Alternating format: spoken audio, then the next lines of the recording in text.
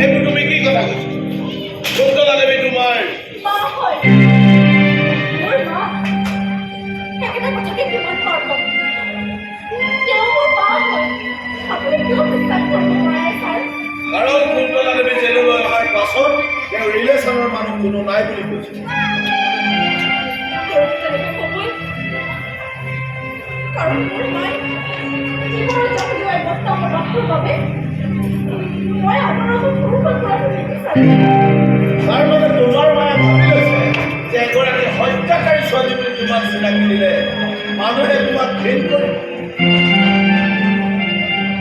হয়তো তেনেকুৱা ভাবিছে। কিন্তু কুন্তলা দেৱী জেললৈ অহাৰ আজি এবছৰ হ'ব। ইমান দিনে তুমি খবৰ কৰিবলৈ অহা নাছিলা কিয়? কাৰণ মোৰ মায়ে মোক বাধা দিছিল। জেললৈ অহাৰ আগতে মোক সময় দিছিল। তেওঁক যাতে মই কোনোদিন দেখা কৰিবলৈ নাপাওঁ। আজি তুমি শপত ভাবি কিয় আহিছা? আজি ফাদাৰ্ছ ডে। মাৰ্কেটৰ পেপাৰ চাই থাকিবলৈ কলিকতাখনত আমাৰ ভৰিৰে সঞ্চয়। মাতৃৰ প্ৰতি তোমাৰ শ্ৰদ্ধা ভক্তি দেখি ভাল লাগিছে। এইখন পৃথিৱীত কোনোবা সন্তান আমাক জীয়াই থকাৰ অৱস্থাত মাকৰ স্বাৰ্থকতাও দেখা যায়। বৃদ্ধকালত ভৰণ পোষণৰ দায়িত্ব নলৈ বৃদ্ধাশ্ৰমত থৈ অহা সেইবোৰ সন্তান বুলি কয় নেকি? ৰাইট।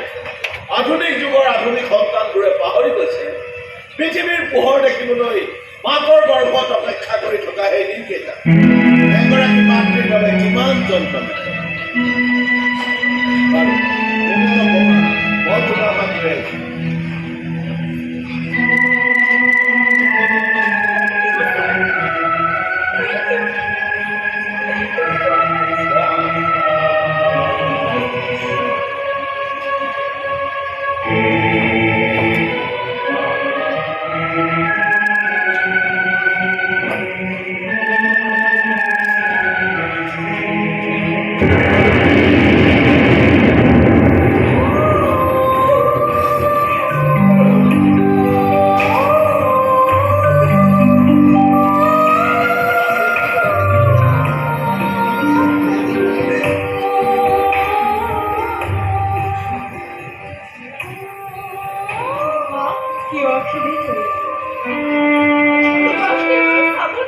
মই মনৰ পৰা সত্যি উঠাওঁ।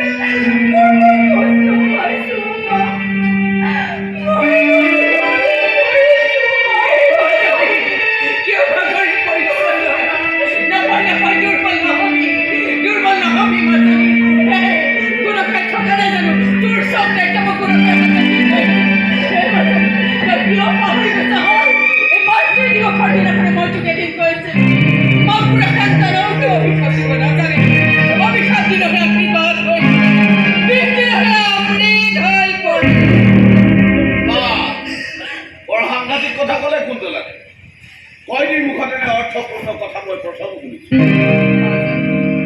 ঘৰলৈ যাওঁ যাওঁ